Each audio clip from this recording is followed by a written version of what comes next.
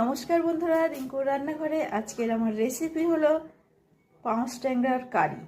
তো আপনারা শুরু থেকে শেষ পর্যন্ত ভিডিওটি দেখুন, আশা করছি ভালো লাগবে। এখন আমি মাছটাকে নুন হলুদ ঝাল মাখিয়ে নিয়েছি।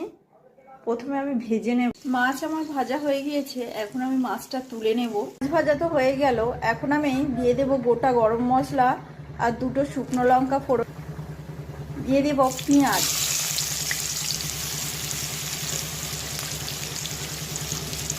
অনেকেই তো পাঙাশ ট্যাংরা খান না, ঠিক এইভাবে আমার মতো একবার করে খাবেন বাড়িতে, আশা করছি ভালো লাগবে খেতে। টমেটো, আদা রসুনের পেস্ট, মশলা কষা হয়ে গিয়েছে। এখানে আমি একটা মিশ্রণ তৈরি করে নিয়েছি ঝালের গুঁড়ো, হলুদ গুঁড়ো আর লবণ দিয়ে, তো সেটাই দিয়ে দিলাম।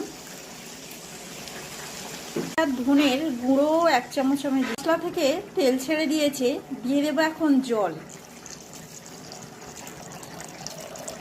কাঁচা লঙ্কা ফুটে গিয়েছে, দিয়ে দেব মাছ ভাজাগুলো। রান্না আমার হয়ে এসছে, সব শেষে দিয়ে দেব গরম মশলার গুঁড়ো। এখানে আমার পাঙাশ ট্যাংরার কারি হয়ে গেল। তো আপনারা একবার বাড়িতে এইভাবে করে খাবেন, আর কেমন লাগলো কমেন্ট করে জানাবেন। আমার চ্যানেলটিকে একটা লাইক, কমেন্ট, শেয়ার, সাবস্ক্রাইব করবেন।